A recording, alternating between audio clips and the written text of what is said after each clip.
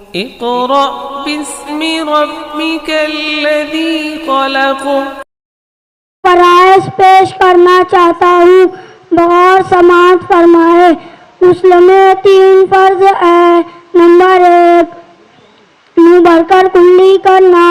Number 2 ناک میں پانی ڈالنا۔ نمبر 3 پورے بدن پر اس طرح پانی بہانا کہ ایک بال برابر بھی کوئی جگہ سوکھی نہ رہے۔ السلام علیکم ورحمۃ اللہ وبرکاتہ۔ اقرأ باسم ربك الذي خلق. آج تو یہ بھی ہے کہ ان طلبا السلام علیکم ورحمۃ اللہ وبرکاتہ۔ محترم حضرات، میں آپ لوگوں کے سامنے وضو کے فرائض پیش کرنا چاہتا ہوں، بغور سماعت فرمائیے۔ وضو کے فرائض، وضو میں 4 فرض ہے۔ نمبر 1 پیشانی کے بالوں سے ٹھوڑی کے نیچے تک اور ایک کان کی لو سے دوسرے کان کی لو تک پورا چہرہ دھونا۔ نمبر 2 دونوں ہاتھوں کو کوہنیوں سمیت دھونا۔ نمبر 3 چوتھائی سر کا مسح کرنا۔ نمبر 4 دونوں پاؤں ٹکنوں سمیت دھونا۔ السلام علیکم ورحمۃ اللہ وبرکاتہ۔ اقرأ باسم ربك الذي خلق. والدہ کا نام بی بی آمنہ ہے۔ سوال، آپ صلی اللہ علیہ وسلم کے کتنے بیٹے تھے؟ آپ صلی اللہ علیہ وسلم کے 3 بیٹے تھے، قاسم رضی اللہ تعالیٰ عنہ، ابراہیم رضی اللہ تعالیٰ عنہ، عبداللہ رضی اللہ تعالیٰ عنہ۔ سوال، ہمارے نبی آپ صلی اللہ علیہ وسلم کے کتنے بیٹے تھے؟ آپ صلی اللہ علیہ وسلم کی 4 بیٹیاں تھیں، زینب رضی اللہ تعالیٰ عنہا، رقیہ رضی اللہ تعالیٰ عنہا، ام کلثوم رضی اللہ تعالیٰ عنہا، فاطمہ رضی اللہ تعالیٰ عنہا۔ سوال، ہمارے نبی صلی اللہ علیہ وسلم کی کتنی بیویاں تھیں؟ ہمارے نبی صلی اللہ علیہ وسلم کی 11 بیویاں تھیں۔ سوال، ان کے نام کیا ہے؟ حضرت خدیجہ رضی اللہ تعالیٰ عنہا، حضرت زینب ام المساکین رضی اللہ تعالیٰ عنہا، حضرت عائشہ رضی اللہ تعالیٰ عنہا، حضرت ام سلمہ رضی اللہ تعالیٰ عنہا، حضرت زینب بنت جہش رضی اللہ تعالیٰ عنہا، حضرت ام حبیبہ رضی اللہ تعالیٰ عنہا، حضرت حفصہ رضی اللہ تعالیٰ عنہا، حضرت میمونہ رضی اللہ تعالیٰ عنہا، حضرت صفیہ رضی اللہ تعالیٰ عنہ، حضرت سعودہ رضی اللہ تعالیٰ عنہ اور حضرت جویریہ رضی اللہ تعالیٰ عنہ۔ سوال، ہمارے نبی صلی اللہ علیہ وسلم نے کب حج کیا؟ ہمارے نبی صلی اللہ علیہ وسلم نے 10 ہجری اپنے 1 لاکھ سے زیادہ صحابہ کرام کے ساتھ حج کیا۔ سوال، ہمارے نبی صلی اللہ علیہ وسلم نے آخری حج کو کیا کہتے ہیں؟ ہمارے نبی صلی اللہ علیہ وسلم کے آخری حج کو حجۃ الوداع کہتے ہیں۔ سوال، ہمارے نبی صلی اللہ علیہ وسلم کی وفات کب ہوئی؟ ہمارے نبی صلی اللہ علیہ وسلم کی وفات 12 ربیع الاول 11 ہجری پیر کے دن ہوئی۔ السلام علیکم ورحمۃ اللہ وبرکاتہ۔ وعلیکم السلام ورحمۃ اللہ وبرکاتہ۔ اقرأ باسم ربك الذي خلق. وبرکاتہ۔ نحمده ونصلي على رسوله الكريم، اما بعد، قال الله تعالى في القرآن المجيد: أعوذ بالله من الشيطان الرجيم، بسم الله الرحمن الرحيم، إنك لعلى خلق عظيم. قال النبي صلى الله عليه وسلم: بعثت معلما، أو كما قال عليه السلام. علم نام ہے بھوکے شکم پر پتھر باندھ کر جہلا کو اقرا کا درس دینے کا۔ علم نام ہے پیکر علم و عمل بن کر مسند تدریس پر بیٹھنے کا۔ علم نام ہے اصحاب صفہ کی تاریخ دہرانے کا۔ علم اصول زر کا نام نہیں، نوٹوں کے بنڈلوں کا عنوان نہیں۔ علم کو کاغذ کے بے جان ٹکڑوں میں تولا نہیں جا سکتا۔ علم کی قیمت منڈی میں لگائی نہیں جا سکتی۔ صدر ذی قدر، سامعین کرام، اپنی تنگ دامنی اور کم مائگی کے اعتراف کے ساتھ معلم اعظم صلی اللہ علیہ وسلم کے اوصاف حمیدہ بیان کرنے کی جرات کر رہا ہوں کہ آفتاب پر کمند ڈالنے اور چاند کا جغرافیہ بیان کرنے میں کس کی تاب ہو سکتی ہے؟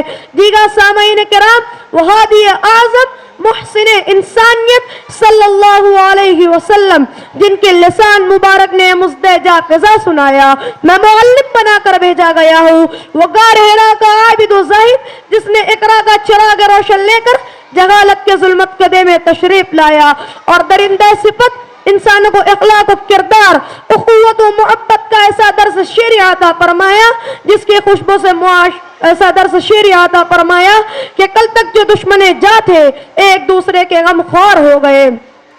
معلم اعظم صلی اللہ علیہ وسلم نے 1,24,000 ایسے عبقری تلامذہ تیار کیے جو کہ دن کے شہ سوار اور رات کی عبادت گزار تھے، جنہوں نے کبھی دریاؤں میں تو کبھی خشکی میں علم جہاد بلند کیا، کبھی یورپ کے کلیساؤں میں اذانیں دی تو کبھی افریقہ کے تپتے اور جلتے صحراؤں میں، کبھی تلواروں کی چھاؤں میں کلمہ شہادت بلند کیا تو کبھی جابر سلاطین کے سامنے کلمہ حق سنایا۔ وہ معلم اعظم صلی اللہ علیہ وسلم جس نے وحش انسانوں کے دل و دماغ میں علم و عمل کے چراغ روشن فرمائے، جس کے فیضان بے قرار سے بے شمار غلوئے مسترب منور ہو گئے، خود نہ تیج و راہ پر اوروں کے ہادی بن گئے، خود نہ تیج و راہ پر اوروں کے ہادی بن گئے۔ کیا نظر تھی جس نے مردوں کو مسیحا کر دیا؟ مکتب نبوت درسگاہ نبوت نے اخوت و محبت کا درس دیا، خود نہ تیج و راہ پر اوروں کے ہادی بن گئے، خود نہ تیج و راہ پر اوروں کے ہادی بن گئے۔ کیا نظر تھی جس نے مردوں کو مسیحا کر دیا؟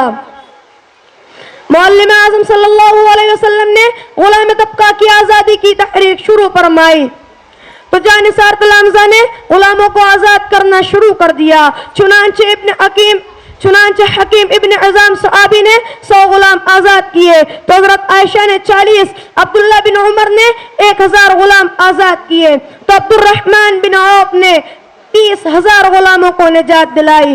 علم میں دولت بھی گئے، قدرت بھی گئے، لذت بھی گئے، علم میں دولت بھی گئے، قدرت بھی گئے، لذت بھی گئے، ایک مشکل ہے کہ ہاتھ آتا نہیں اپنا سراغ۔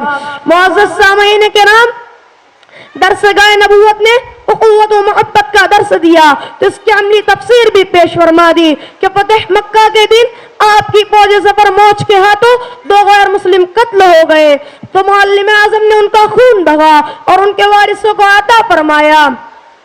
اس معلم الاخلاق و کردار نے جنگی ٹریننگ دیتے ہوئے تنبیہ فرمائی، لڑکی، بوڑھوں، بچوں اور عورتوں پر ہرگز ہاتھ نہ اٹھانا۔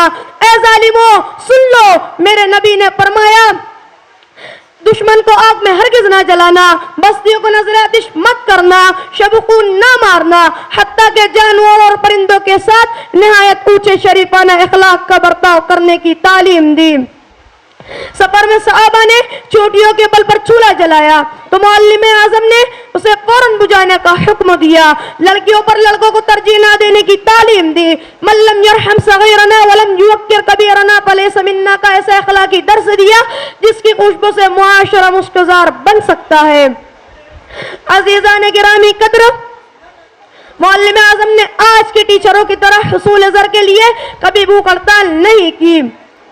درسگاہ نبوت میں ٹیوشن کی تجارت نہیں ہوتی تھی، ذہین طلبہ کو الگ کر کے کمزور طلبہ کے ساتھ سوتیلا سلوک نہیں کیا جاتا تھا، امیر و غریب کا فرق نہیں تھا، بلال حبشی و عبد الرحمن بن عوف سب یکساں سلوک کے مستحق تھے۔ ایک ہی صف میں کھڑا کر کے بڑوں چھوٹوں کو، ایک ہی صف میں کھڑا کر کے بڑوں چھوٹوں کو، مفلس و امیر کی تفریق مٹانے والے، ایک ہی سجدہ تسلیم کی دے کر تعلیم، ایک ہی سجدہ تسلیم کی دے کر تعلیم، سینکڑوں سجدوں سے انسان کو بچانے والے۔ اے معلم اعظم، تیری درسگاہ تربیز میں ایسا ڈسپلین کہ تلامذہ کو نظر اٹھانے کی ہمت نہیں، آواز بھی انتہائی پست۔ اے معلم اعظم، تو مکارم الاخلاق کا آفتاب روشن، تیری درسگاہ بدآکار قول قول سیکل، ہر حرف حرف انجم، تیری نطق جاوداں میں بلاغتوں کے جگنو، تیرے مکتب نظر میں کہیں محروم افروزہ، تو علم و فضل کا وہ ابر رحمت جو ٹوٹ ٹوٹ کر برسنے کے بعد بھی ابر آلود ہوئے، تیری عملی تبلیغ پر شمس و قمر بھی انگشت بدندہ۔ تیرا جادو تکلم کے گھٹائے جھوم جائے، تیرا جادو تکلم کے گھٹائے جھوم جائے، تیرا فیض ایک تبسم کے فضائے جگمگائے، تیرے خلق سے گلوں میں ایک تمام رنگ نکھت، تیرے خلق سے گلوں میں ایک تمام رنگ نکھت، میں وہ مہر اپنی شمع تیرے نور سے جلائے، وما علینا الا البلاغ۔ السلام علیکم ورحمۃ اللہ وبرکاتہ۔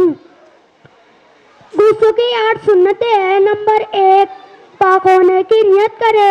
نمبر 2 دونوں ہاتھوں کو گھٹوں تک دھوئے۔ نمبر 3 استنجا کرے۔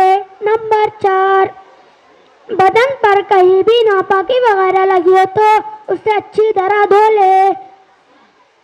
نمبر 5 وضو کرے۔ نمبر 6 پورے بدن پر 3 بار پانی بہائے۔ نمبر 7 پہلے سر پر پھر دائیں کاندھے پر پھر بائیں کاندھے پر پانی بہائے۔ نمبر 8 جہاں پانی نہ بچے وہاں ہاتھوں سے مل کر پانی پہنچائے۔ السلام علیکم ورحمۃ اللہ وبرکاتہ۔ ماشاءاللہ، اپنا انعام لے کر جائے۔ اب اس کے بعد اقرأ باسم ربك الذي خلق۔ علیکم ورحمۃ اللہ وبرکاتہ۔ محترم حضرات، میں آپ لوگوں کے سامنے اسلامی مہینوں کے نام پیش کرنا چاہتا ہوں، بغور سماعت فرمائیں۔ نمبر 1 محرم الحرام۔ نمبر 2 سفر المظفر۔ نمبر 3 ربیع الاول۔ نمبر 4 ربیع الاخیر۔ نمبر 5 جمادی الاول۔ نمبر 6 جمادی الاخیر۔ نمبر 7 رجب المرجب۔ نمبر 8 شعبان المعظم۔ نمبر 9 رمضان المبارک۔ نمبر 11 ذی القعدۃ الحرام۔ نمبر 12 ذی الحجۃ الحرام۔ اقرأ باسم ربك الذي خلق۔ علیکم ورحمۃ اللہ وبرکاتہ۔ محترم حضرات، میں آپ لوگوں کے سامنے وضو کی 3 دعائیں پیش کرنا چاہتا ہوں، غور سے سماعت فرمائیے۔ وضو سے پہلے کی دعا۔ بسم اللہ۔ ترجمہ شروع کرتا ہوں میں اللہ کے نام سے۔ وضو کے درمیان کی دعا۔ اللہم اغفر لی ذنبی ووسع لی فی داری وبارک لی فی رزقی۔ ترجمہ اے اللہ میرے گناہ بخش دیجئے اور میرے گھر کے شادہ کر دیجئے اور میری روزی میں برکت عطا فرمائیے۔ وضو کے بعد کی دعا۔ اشہد ان لا الہ الا اللہ وحدہ لا شریک لہ واشہد ان محمدا عبدہ ورسولہ۔ اللہم اجعلنی من التوابین واجعلنی من المتطہرین۔ ترجمہ میں گواہی دیتا ہوں کہ اللہ کے سوا کوئی معبود نہیں، وہ اکیلا ہے، اس کا کوئی شریک نہیں، اور میں گواہی دیتا ہوں کہ حضرت محمد صلی اللہ علیہ وسلم اللہ کے بندے اور اس کے رسول ہیں۔ اے اللہ مجھے توبہ کرنے والوں میں سے کر دیجئے، اے اللہ مجھے پاک و صاف لوگوں میں سے کر دیجئے۔ السلام علیکم ورحمۃ اللہ وبرکاتہ۔ ماشاءاللہ۔ اقرأ باسم ربك الذي خلق۔ ورحمۃ اللہ وبرکاتہ۔ محترم حضرات، میں آپ لوگوں کے سامنے وضو کی سنتیں پیش کرنا چاہتا ہوں، بغور سماعت فرمائے۔ نمبر 1 وضو کی نیت کرنا۔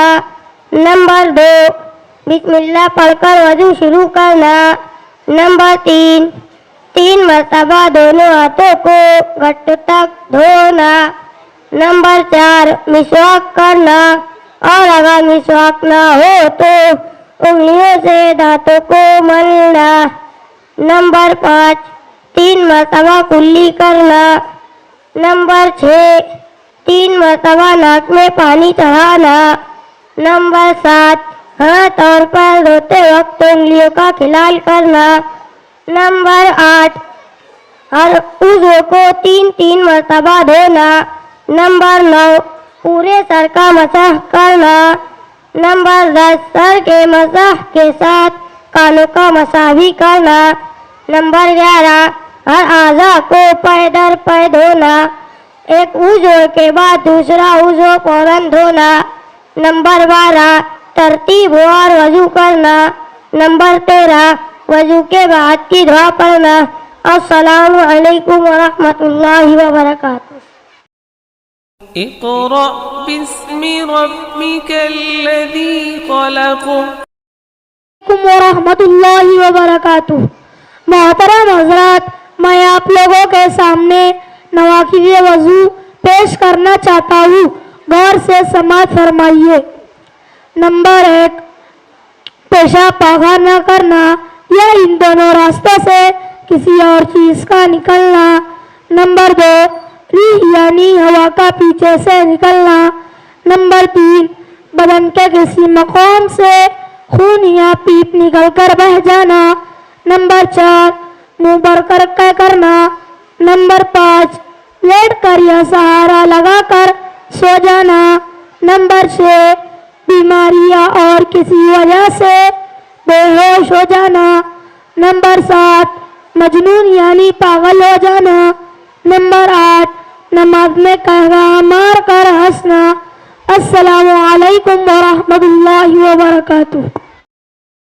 اقرأ باسم ربك الذي خلق حضرات، میں آپ لوگوں کے سامنے نماز کے شرائط اور نماز پیش کرنا چاہتا ہوں، بغور سماعت فرمائے۔ نماز کے شرائط: نماز کے باہر 7 فرائض ہیں جنہیں شرائط کہتے ہیں۔ نمبر 1 بدن کا پاک ہونا۔ نمبر 2 کپڑوں کا پاک ہونا۔ نمبر 3 جگہ کا پاک ہونا۔ نمبر 4 سطر چھپانا۔ نمبر 5 نماز کا وقت ہونا۔ نمبر 6 قبلے کی طرف رخ کرنا۔ نمبر 7 نیت کرنا۔ نماز کے ارکان: نماز کے اندر 6 فرائض ہیں جنہیں ارکان کہتے ہیں۔ نمبر 1 تکبیر تحریمہ یعنی اللہ اکبر کہنا۔ نمبر 2 قیام کرنا یعنی سیدھا کھڑا ہونا۔ نمبر 3 قرات کرنا یعنی قرآن پڑھنا۔ نمبر 4 رکوع کرنا۔ نمبر 5 دونوں سجدے کرنا۔ نمبر 6 قاعدہ اخیرہ میں تشہد کی مقدار میں بیٹھنا۔ السلام علیکم ورحمۃ اللہ وبرکاتہ۔ ماشاءاللہ، اس بچے اقرأ باسم ربك الذي خلق السلام علیکم ورحمۃ اللہ وبرکاتہ۔ محترم حضرات، میں آپ کے سامنے نماز کے مفسدات پیش کرنا چاہتا ہوں، غور سماعت فرمائیے۔ نماز کے مفسدات ایسی چیزیں جن سے نماز ٹوٹ جاتی ہے۔ نمبر 1 نماز کی حالت میں بات کرنا، جان بوجھ کر یا بھول کر، چاہے تھوڑی ہو یا زیادہ۔ نمبر 2 نماز سے باہر والے کسی شخص کی دعا پر آمین کہنا۔ نمبر 3 کسی درد یا تکلیف کی وجہ سے کراہنا یا اف کہنا۔ نمبر 4 قرآن شریف دیکھ کر پڑھنا۔ نمبر 5 قرآن مجید پڑھنے میں ایسی غلطی کرنا جس کے معنی خراب ہو جائے۔ نمبر 6 نماز کی حالت میں کوئی ایسا کام کرنا جس کی وجہ سے دیکھنے والا یہ سمجھے کہ یہ شخص نماز میں نہیں ہے۔ نمبر 7 نماز کی حالت میں کوئی چیز کھا لینا۔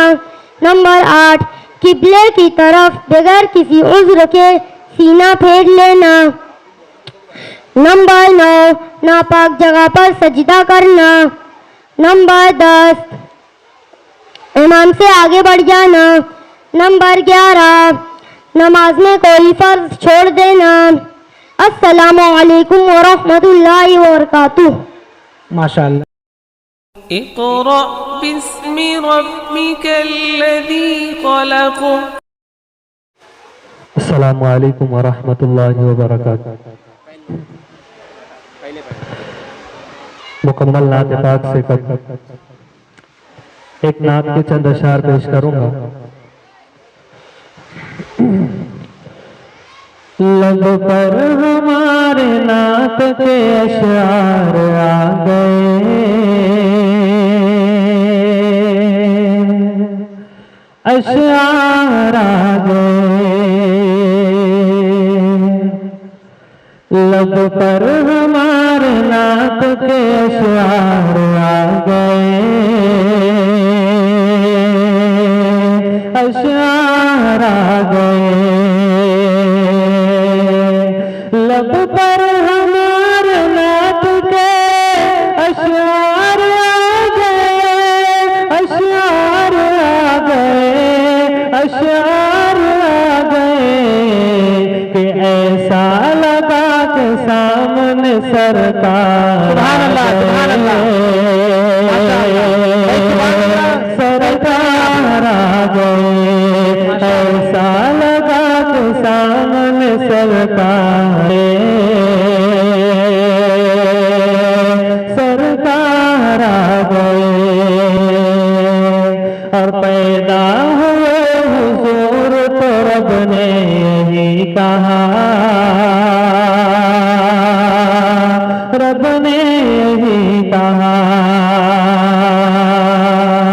پیدا ہوئے حضور تو رب نے یہی کہا، رب نے یہی کہا، رب نے یہی کہا، کہ دونوں جہاں کے آقا و غمخوار آ گئے،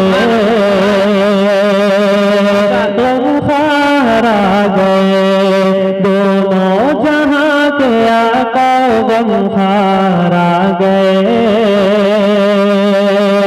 غمخوار آ گئے، ایسا لگا کہ سامنے سرکار آ گئے، سرکار آ گئے۔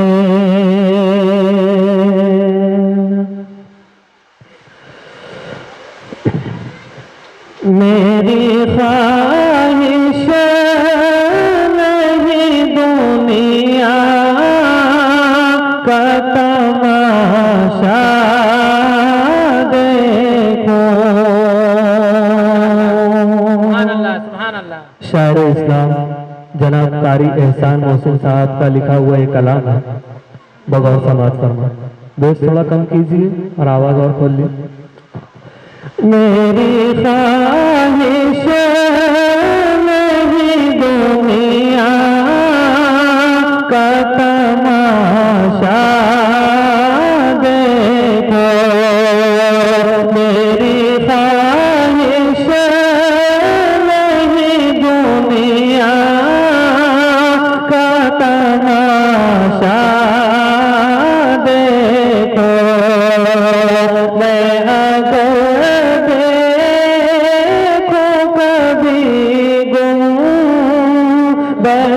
خضرا دیکھو، میں اگر دیکھوں کبھی گنبد خضرا دیکھو،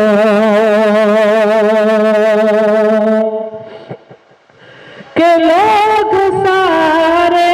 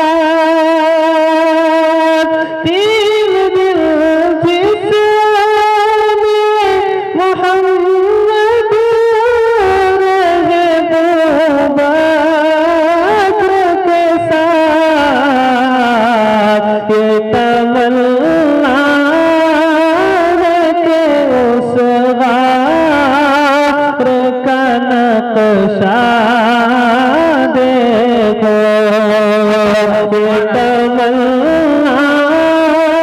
ہے کہ اس غار کا نقشہ دیکھو، میری خواہش نہیں دنیا کا تماشا دیکھو، میں اگر دیکھوں کبھی گنبد خضرا دیکھو۔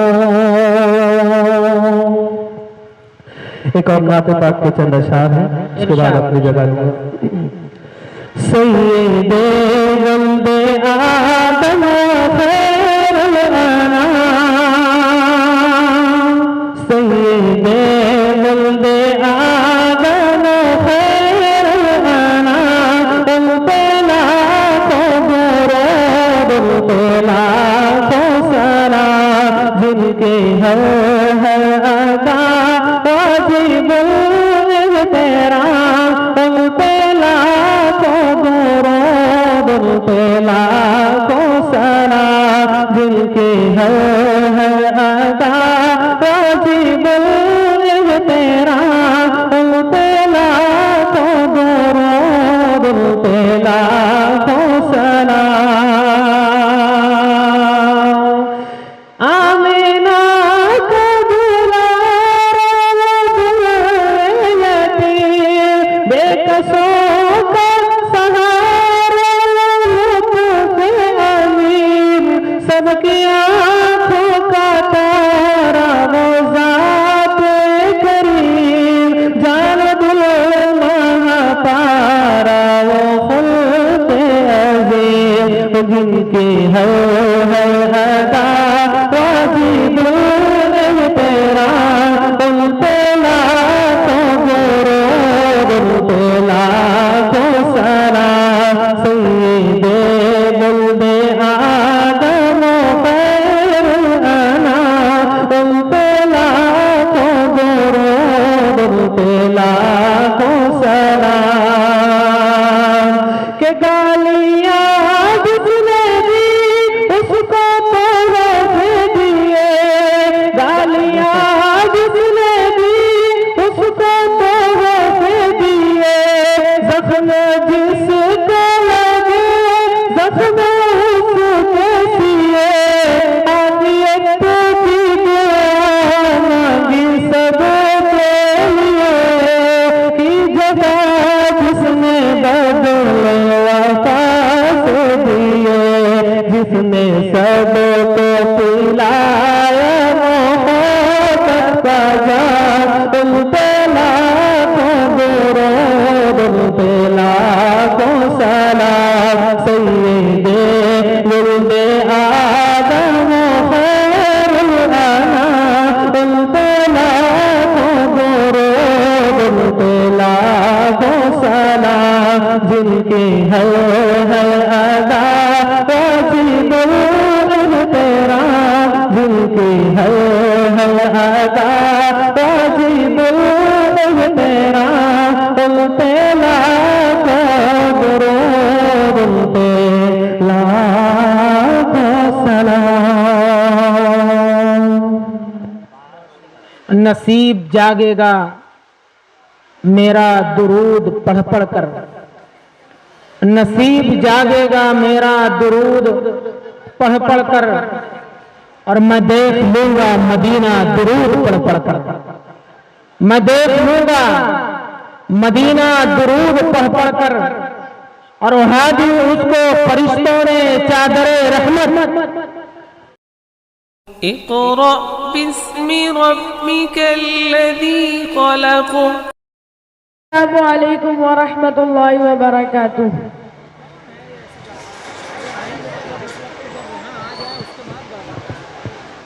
محمد مصطفیٰ بہار اندر بہار آئی، محمد مصطفیٰ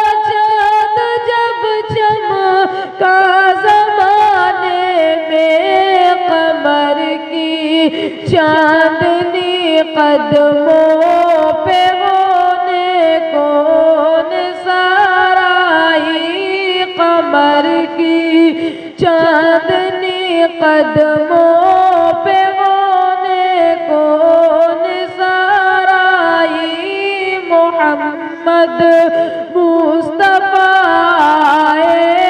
بہار اندر بہار آئی زمین کو چومنے جنت سے خوشبو بار بار آئی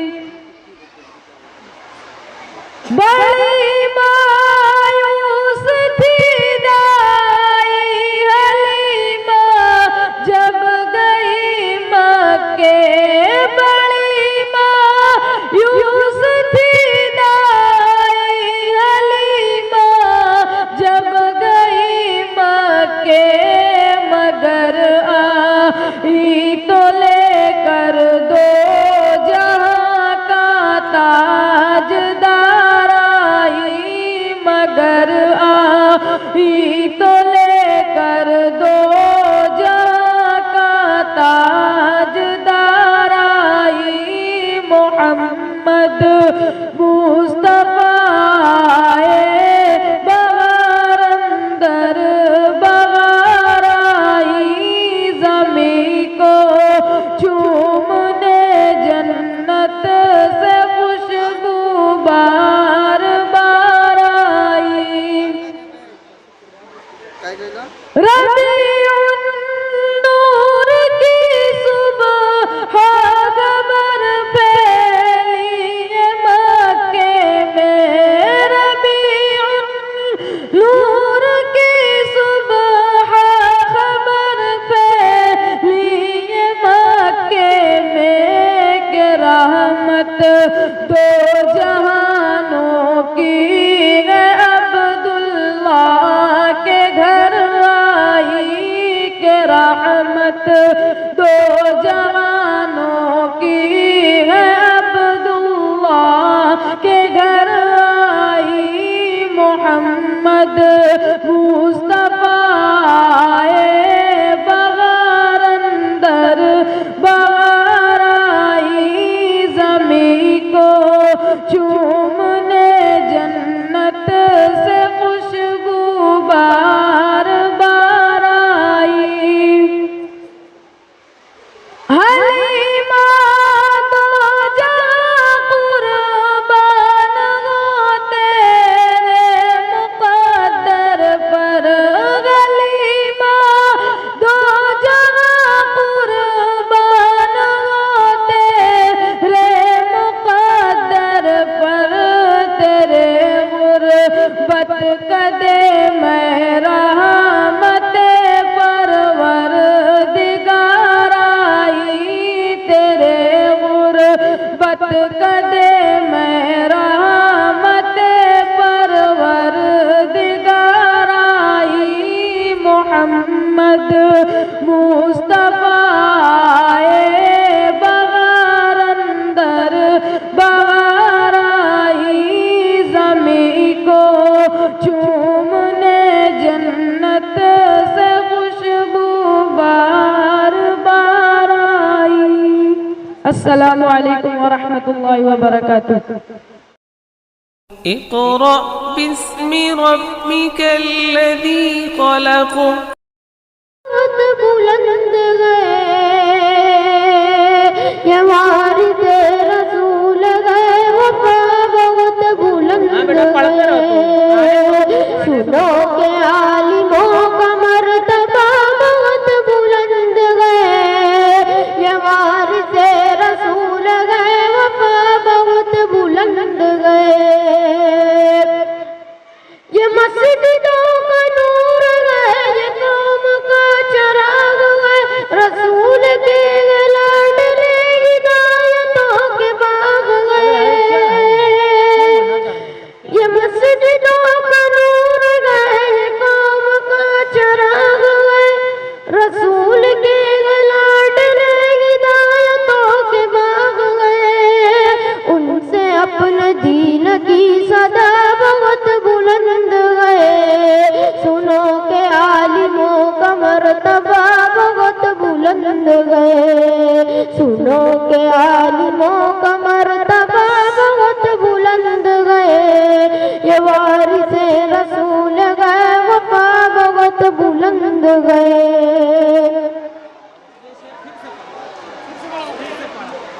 یہ مسجدوں کا نور گئے، قوم کا چراغ گئے، رسول کے لاڈلے ہدایتوں کے باغ گئے۔ یہ مسجدوں کا نور گئے، قوم کا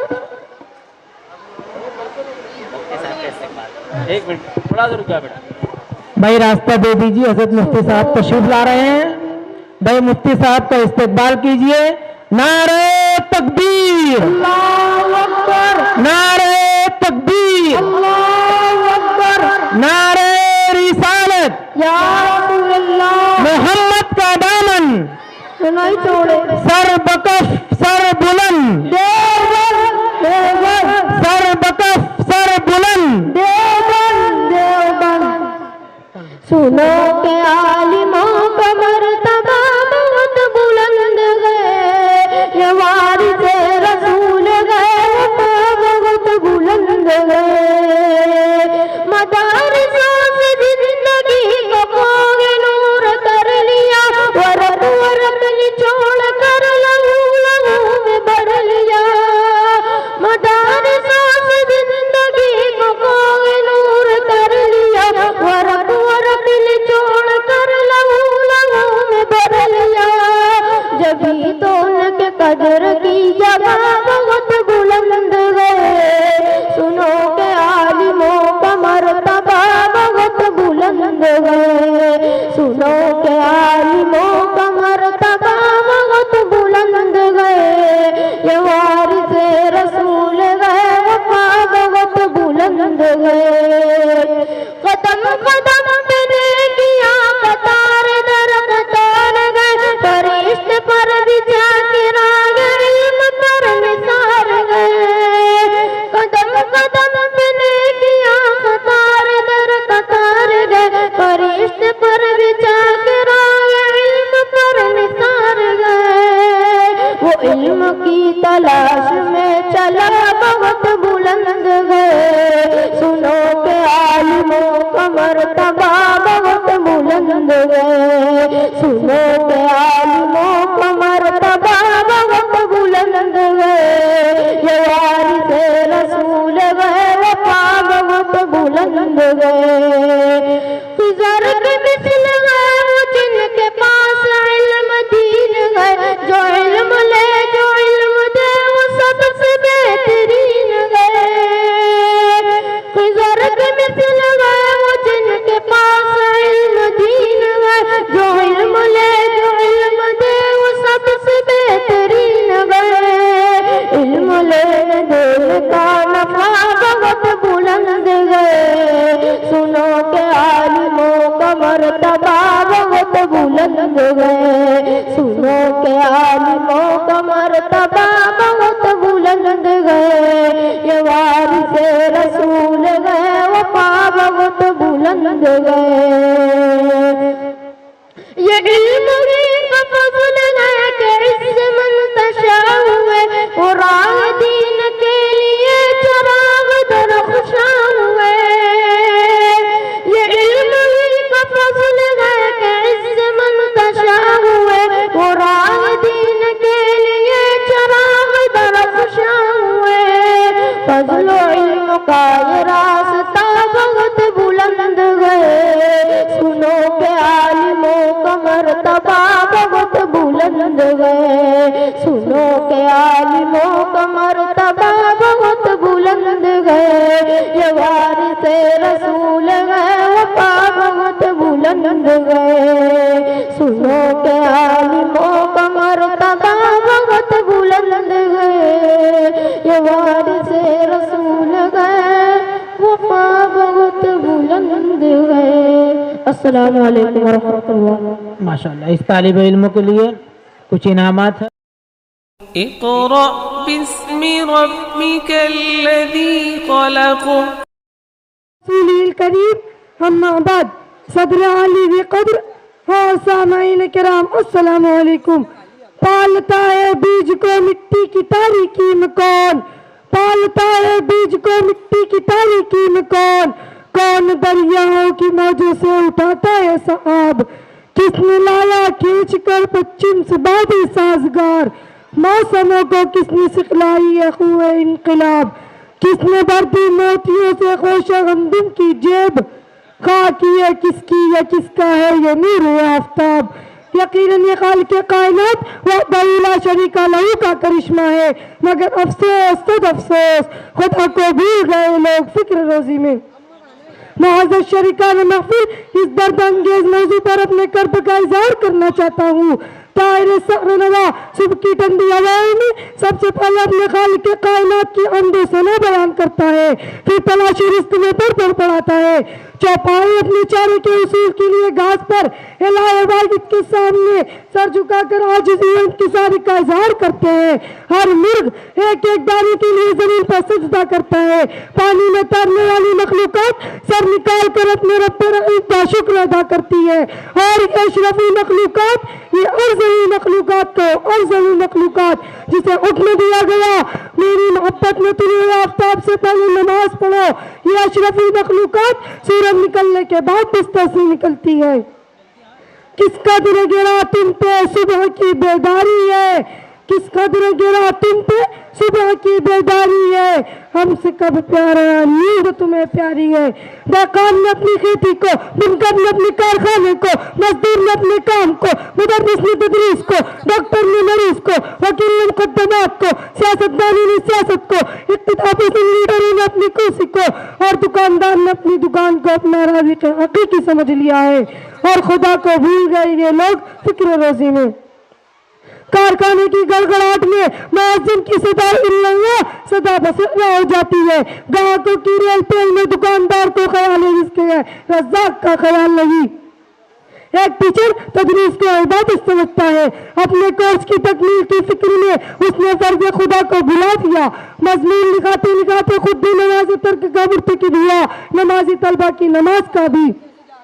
कोचिंग क्लासेस में तलबा और असातिज़ा की गैर मामूली दिलचस्पी ने फराइज़ इस्लाम पर कुफल लगा दिए। होमवर्क के इस दौरान ने इन्हें सुनन नवाफिल से गाफिल कर दिया। सियासतदानों ने आलिशान बंगलात और मिक़लात के ख्वाब में हर नाजायज़ और हराम काम को अपने लिए हलाल कर लिया है।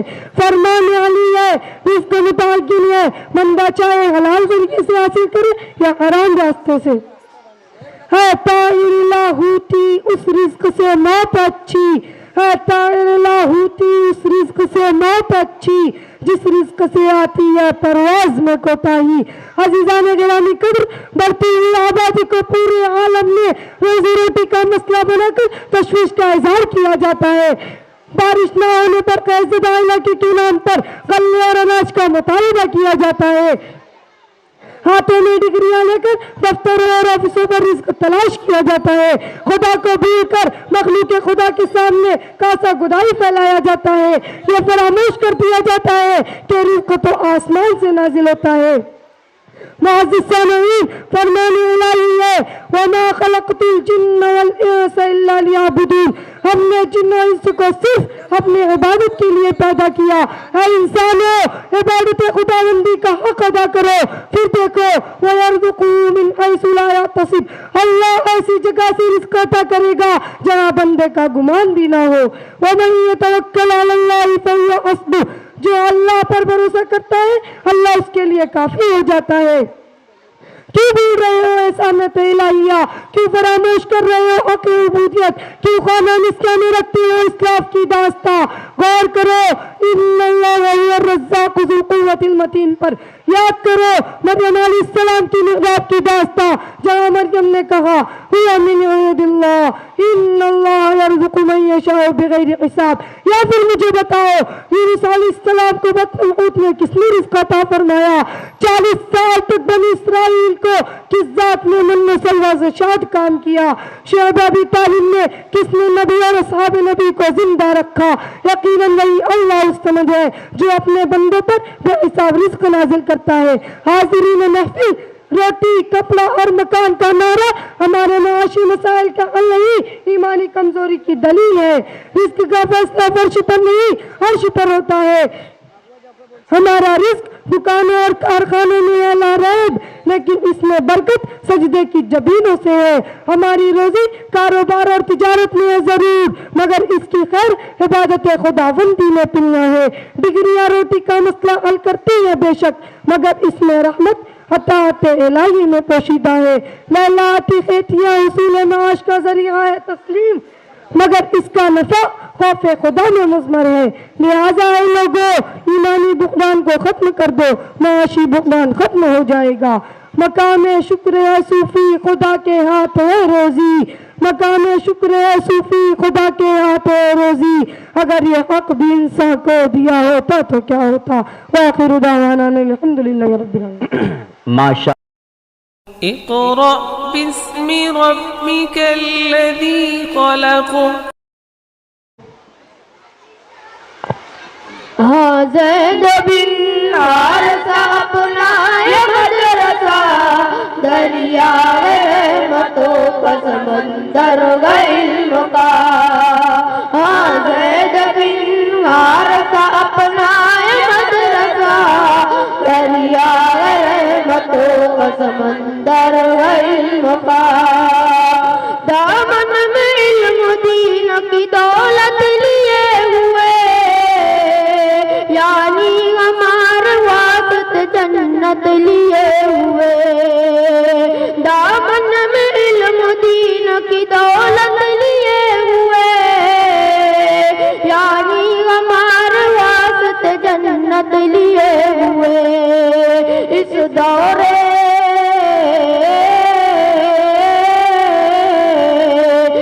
دورے پر فتن میں ہمارا آسرا، زید بن عارثہ اپنا مدرسہ، دریا رحمتوں کا سمندر علم کا۔ زید بن عارثہ اپنا مدرسہ، ہم سب غفول اور ہمارا چمن گئے، ہم وہ زمین اور ہمارا بگن گئے۔ ہم سب غفول اور ہمارا چمن گئے، ہم وہ زمین اور ہمارا بگن گئے۔ تہذیب کا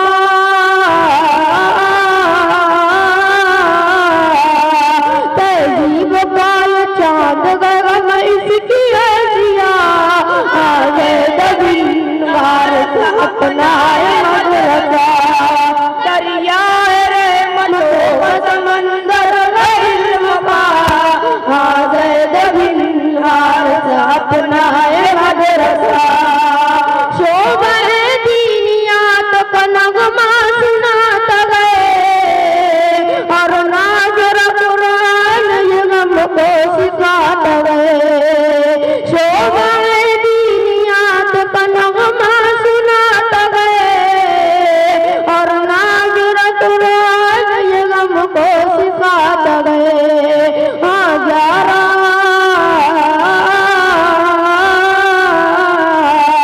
ہزارہ برسوں سے یہی جاری ہے سلسلہ، زید بن عارثہ اپنا مدرسہ، دریا رحمتوں کا سمندر علم کا۔ زید بن عارثہ اپنا یہ مدرسہ، شعبہ حفظ قرآن کا بہتر انتظام، تجوید و قرات کا ہے اس جگہ نظام۔ شعبہ حفظ قرآن کا بہتر انتظام، تجوید و قرات کا ہے اس جگہ نظام۔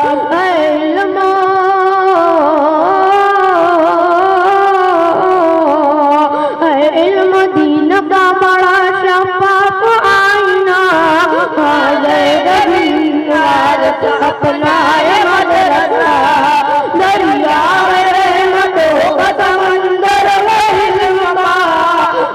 زید بن عارثہ اپنا مدرسہ، جاری ہے جو مدرسہ بڑی کامیابی سے، حاضر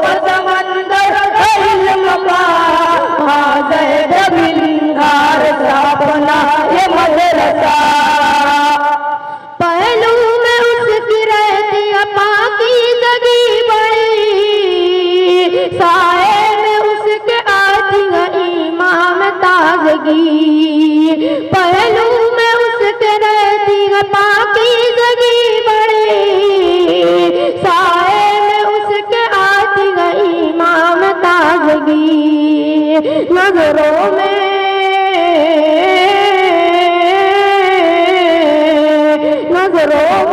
سبھی کی بڑا اس کا مرتبہ،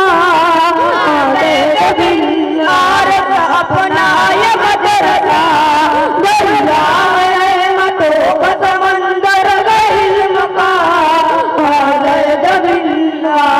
اپنا یہ مدرسہ شاہد قریش ناظم اعلیٰ بے خطر، مولانا کی خصوصی مدرسے پہ گئے نظر، شاہد قریش ناظم اعلیٰ بے خطر، مولانا کی خصوصی مدرسے پہ گئے نظر، پاکیزہ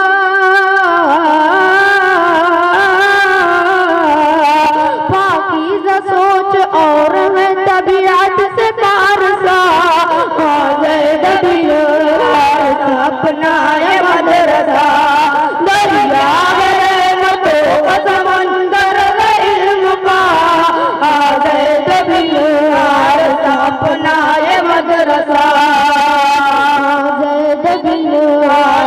اپنا یہ مدرسہ۔ السلام علیکم۔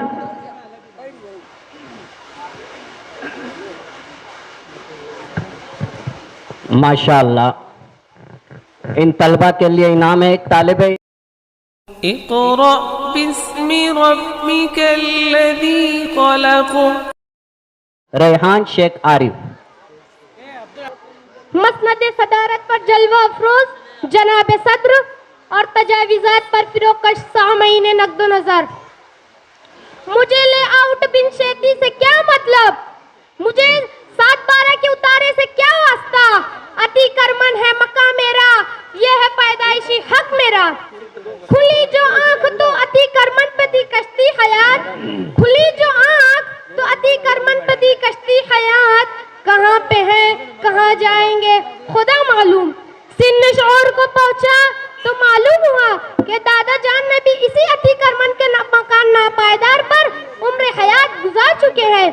ابا حضور نے بھی کبھی 7/12 کا اتارا نہیں دیکھا، کہتے ہیں یہ اتارا چڑھاوا یہ مزاروں کے باوا لوگوں کا چکر ہے۔ پھر کہنے لگے بزرگوں کی مزاریں بھی جب عطی کرمن پر ہے، اولیاء اللہ بھی تجاویزات پر ہمیشہ کے لیے محو خواب ہے۔ مساجد کی پائتریاں بھی سینہ تان کر کھڑی ہیں، تو ہم تو غریب مزدور ہیں۔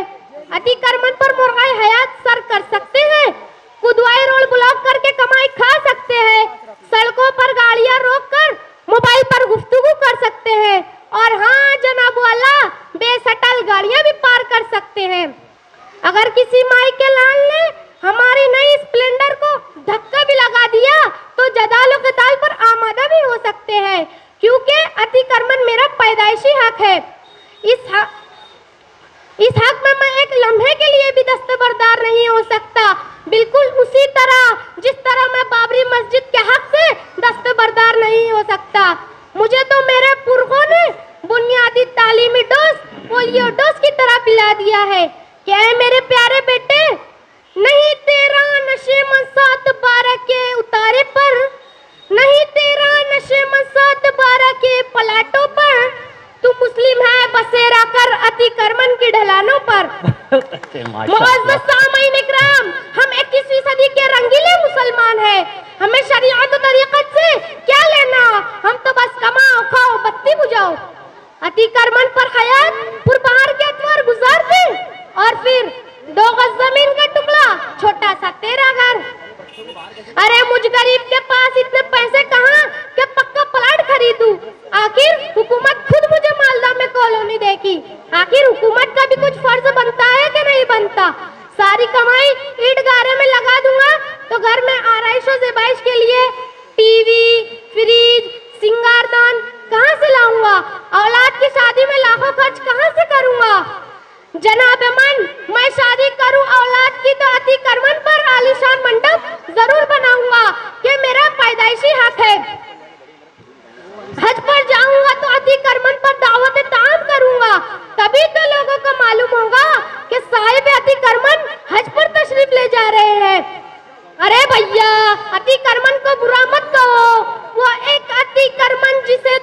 سمجھتا ہے وہ ایک عتی کرمن جسے تو برا سمجھتا ہے 1000 بن شیطی سے دیتا ہے آدمی کو نجات عتی کرمن میں تو عتی کرمن کرتا رہوں گا عتی کرمن مخالف دستر میرا کیا بگاڑے گا اگر میں ڈر گیا اور یہ شہر عتی کرمن سے پاک ہو گیا بزدلوں کی روح عتی کرمن کرنے سے کاپ گئی تو یاد رکھیے کل کا محرک جب غریبوں کو بے صاحبان دیکھے گا تو پکار اٹھے گا وہ ایک عتی کرمن جس سے کانپ جاتی تھی روح زمین وہ ایک عتی کرمن جس سے کانپ جاتی تھی روح زمین اسی کو آج ترستے ہیں مسلمانان شہر یاد رکھنا مسلمانان شہر اگر میری طرح عتی کرمن نہیں کرو گے تو تمہیں بھی کہا جائے گا تمہیں نیتا سے اپنے کوئی نسبت ہو نہیں سکتی تمہیں نیتا سے اپنے کوئی نسبت ہو نہیں سکتی کہ وہ غدار تو عیار وہ ثابت تو سیارہ یاد رکھے خبردار پکے مکانات کی لالچ میں آبا و اجداد کے جھونپڑے نہ توڑ دینا عتی کرمن کی دکانیں ہرگز نہ اٹھانا گٹر پر تعمیر بیت الخلا وہ خوبصورت حمام برباد نہ کرنا گاڑیوں کی پارکنگ کا نظام متاثر نہ کرنا ورنہ کفے افسوس مل کے ہوئے کہو گے آرو گواہ دی ہم نے عتی کرمن کی جو میراث پائی تھی گواہ دی ہم نے عتی کرمن کی جو میراث پائی تھی آبادی سے جنگل میں نیتا نے ہم کو دے مارا عتی کرمن تو میرا پیدائشی حق ہے میں غم ٹھوک کر کہوں گا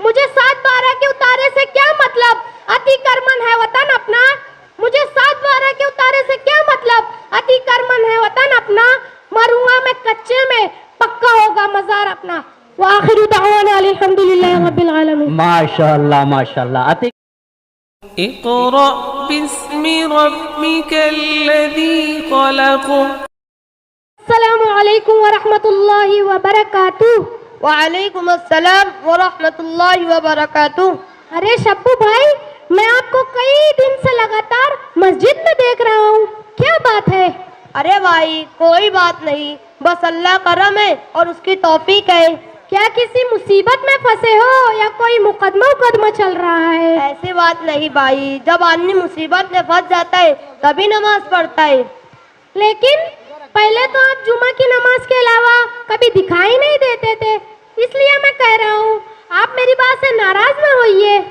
ارے چٹان خان صاحب آپ تو اچھی طریقے سے جانتے ہو کہ رمضان المبارک کا مہینہ چل رہا ہے اور اس مہینے میں اللہ کی رحمتوں کا نزول ہوتا ہے اس لیے میں نے سوچا اس کی رحمتوں سے کیوں محروم رہوں ہاں شبو بھائی آپ کی بات مجھے بڑی پسند آئی چونکہ ہمارے کتنے سارے بھائی ایسے ہیں کہ رمضان جیسے مقدس مہینے میں بھی نماز جیسے عظیم الشان عبادت سے محروم رہتے ہیں آپ کو معلوم ہے جگنو پورا کے ہوشیار خان اتنے ہوشیار یہ اتنے بدقسمت ہیں کہ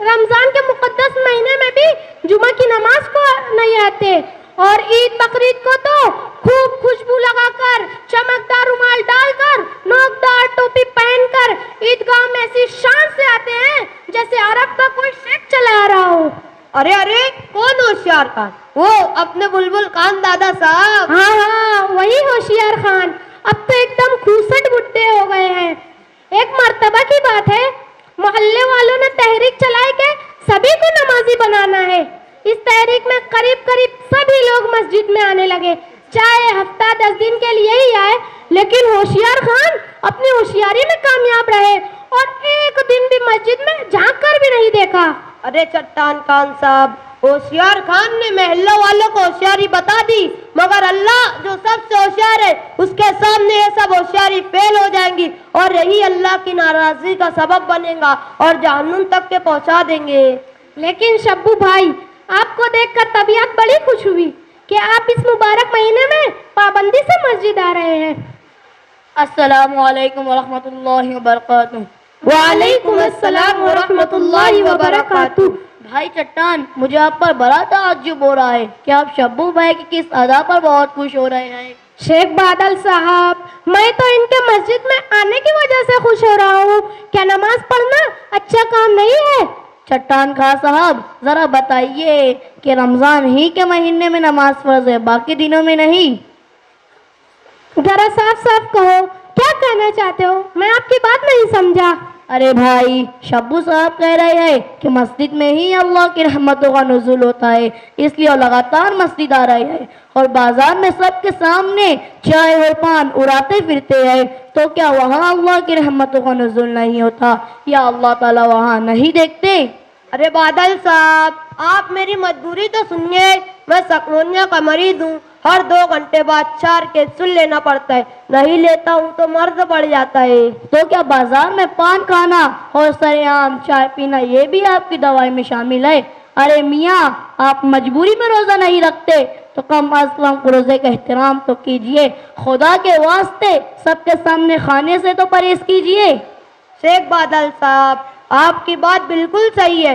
वाकई में आपने सबके सामने खाना पीना, रोजा और रमजान की तौहीन। मैं वादा करता हूँ कि आज के बाद बाजार में और सरे आम कभी नहीं खाऊंगा। आप बहुत बहुत शुक्रिया, फिर मिलेंगे इंशाल्लाह। अरे अभी शुक्रिया अदा ना करो, पहले पूरी बात तो सुन लो। हाँ हाँ, जरूर सुनाइए। रमजान मुबारक के शुरू होते ही आप पाबंदी से मस्जिद में आ रहे हैं, जिस पर चट्टान खां साहब भी बहुत खुश हो रहे हैं। जरा बताइए कि रमजान ही के महीने में नमाज फर्ज है, बाकी दिनों में नहीं? नहीं हजरत, नमाज तो रोजाना की फर्ज है और 5 वक्त की नमाज फर्ज है। कहिए चट्टान खां साहब, आपकी इस बारे में क्या राय है? अरे बादल साहब, शरीयत के मसले में राय की क्या बात है? अरे बादल साहब, मैंने रात से सुना है कि इस महीने में अल्लाह ताला हर नेकियों का सवाब बढ़ा देता है, इसलिए मैंने सोचा इस सीजन और मौके से फायदा उठाया जाए। वाह भाई वाह, खूब अकली घोड़े दौड़ाए आपने और रहमत से फायदे उठाने को तो सोच लिया, लेकिन ये नहीं सोचा कि दूसरे दिनों की तर्क नमाज की क्या सजा मिलेगी। क्या सजा मिलेगी? हदीस पाक का मफहूम है, सभी हजरत तवज्जो के साथ सुने, याद रखे और लिख कर ले जाए, अपने घरों में अपने बच्चों और अपने अहबाब को सुनाए।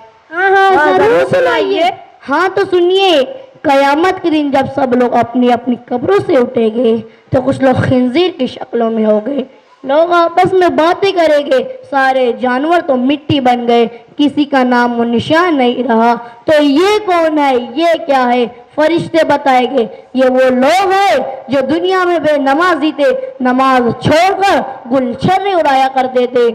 अल्लाहु अकबर, अल्लाह हमारी तौबा कबूल फरमाए। बादल साहब, आपने बहुत सही बात की तरफ तवज्जो दिलाई। हमारे कितने भाई ऐसे हैं कि रमजान में तो खूब नमाजों का एहतमाम करते हैं, लेकिन जैसे ही रमजान खत्म हुआ इनकी नमाजें भी खत्म हो जाती है और वो मस्जिद से ऐसे दूर चले जाते हैं जैसे कभी मस्जिद का रास्ता ही नहीं देखा। जबकि नमाज तो ऐसी इबादत है जो रमजान और गैर रमजान दोनों में फर्ज है। चट्टान खां साहब, अभी तक आप और शब्बू खुश हो रहे थे, अब आपकी भी बात समझ में आ गई होगी, लिहाजा शब्बू से कहे कि रमजान के बाद भी पाबंदी से नमाज पढ़े। हाँ शब्बू भाई, वादा करो कि रमजान के बाद भी पाबंदी से मस्जिद आओगे, वरना सोच लो कयामत के दिन बेनमाजी का क्या हश्र होगा। आप दोनों हजरात से मैं इस महफिल में वादा करता हूँ कि रमजान के बाद भी पाबंदी से नमाज पढ़ता रहूँगा और डॉक्टर के मशवरे से भी रोज़ा रखने की कोशिश करूँगा। आप लोग मेरे लिए दुआ करें, अल्लाह मुझे इस राह में साबित कदम रखे। बहुत बहुत शुक्रिया, फिर मिलेंगे इंशाअल्लाह। हम ज़रूर दुआ करेंगे, अल्लाह ताला हम सब मुसलमानों को नमाज पढ़ने की तौफीक अता फरमाए। आमीन। बहुत बहुत शुक्रिया, फिर मिलेंगे इंशाअल्लाह। अस्सलामु अलैकुम व रहमतुल्लाहि व बरकातुहू। माशाअल्लाह, तीनों तलबा के लिए इनाम है।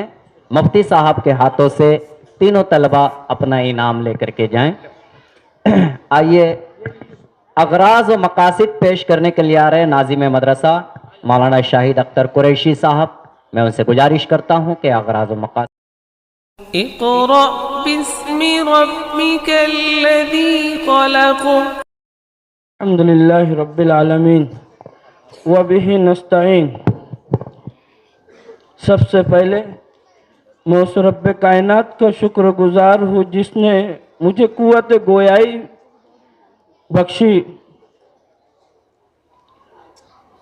اس کے بعد میں تمام ہی آئے ہوئے ہمارے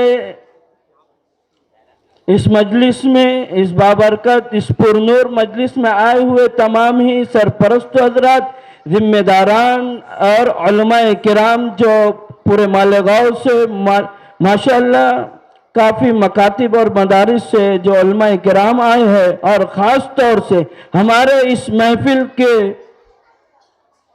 مقرر خصوصی جن کا جو الحمدللہ کسی تعارف کے محتاج نہیں ہے، میں ان کا بہت ہی شکر گزار ہوں جو ہماری دعوت پہ، ہمارے ذمہ داران کے، ہمارے مدرسے کی دعوت پہ لبیک کہے. مفتی محمد اسماعیل صاحب قاسمی جو اللہ پاک ان کے آنے کو ہمارے لیے باعث خیر، باعث اجر بنائے.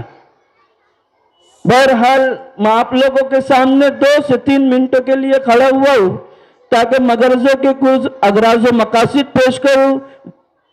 الحمدللہ ہمارا اپنا مدرسہ زید بن حارثہ رضی اللہ تعالی عنہ 11 برسوں سے 2013 سے یہ مدرسہ الحمدللہ چالو ہے. اس سے پہلے بھی چالو تھا لیکن کچھ وجوہات کی وجہ سے بند چالو ہو جاتا تھا. لیکن میں اس پروگرام جن کی یاد میں اس پروگرام کو منعقد کیا گیا ہے، اللہ پاک ان کو خوب جزائے خیر عطا فرمائے. مرحوم حاجی ریاض صاحب، اللہ نے ان کو بڑی فکر تھی، دھن تھی کہ اس محلے میں مولانا شاہد صاحب ایک مکتب ہونا چاہیے، ایک اچھا سے نظام ہونا چاہیے. میں 2013 میں عقل کنواں سے فراغت کے بعد آیا، امینیہ مدرسے میں پڑھاتا تھا، تو حاجی ریاض صاحب کے ساتھ ماشاءاللہ حاجی اخلاق صاحب، طفیل ماسٹر صاحب، ان کے حاجی ریاض صاحب کے شانہ بشانہ چل کے اس مدرسے کی تعمیر اور ترقی کے لیے ماشاءاللہ پیش رہے. لیکن اللہ رب العزت کی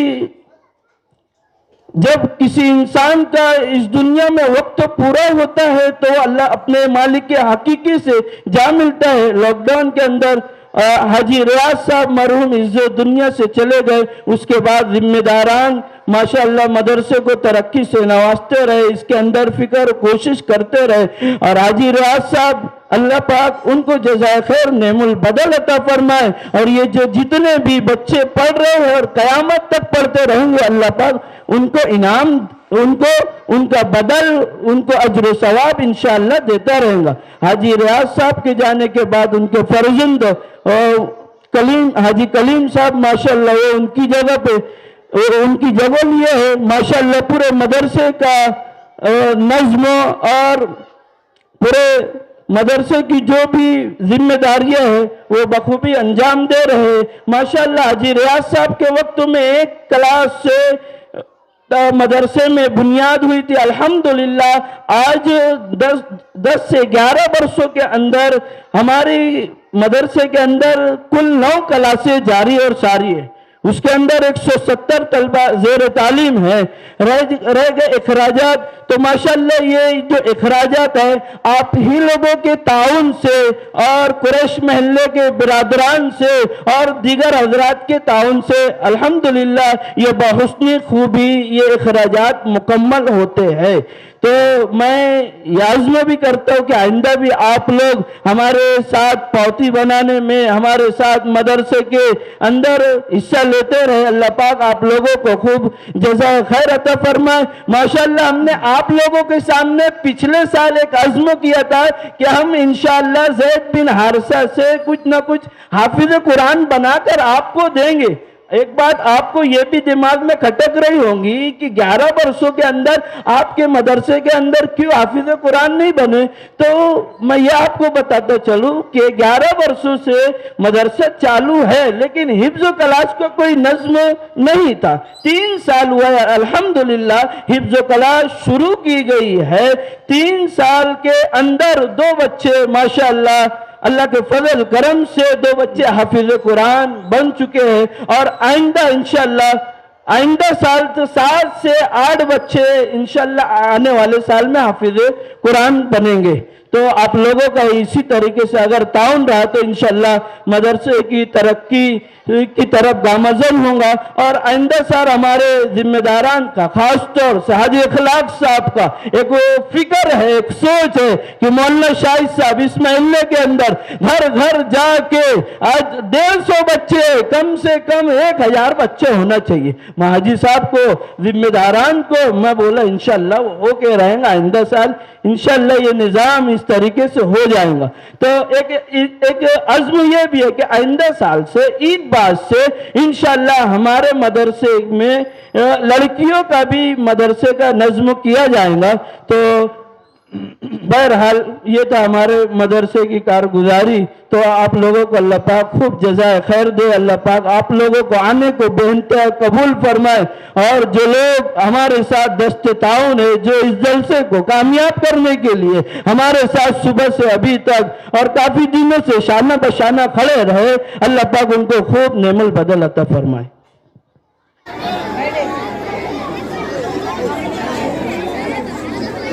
सैफ न्यूज अब्दुल रहमान साहब की तरफ से दोनों हफ़ाज के लिए 2,000 रुपये। आइए दोनों हफ़ाज किराम का एजाज़ इकराम किया जाता है। अब्दुल रहमान कासमी साहब दामद बरकातुहू के हाथों से सनद दी जाती है और इनाम दिया जाता है। एक उनके लिए इनाम है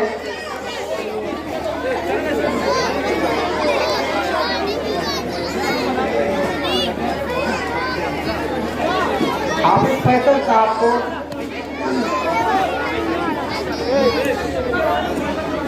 फैसल साहब के वालिद साहब आए हैं। हाफिज फैसल के वालिद साहब तशरीफ लाए, उनके हाथों से ये एजाज़ होगा।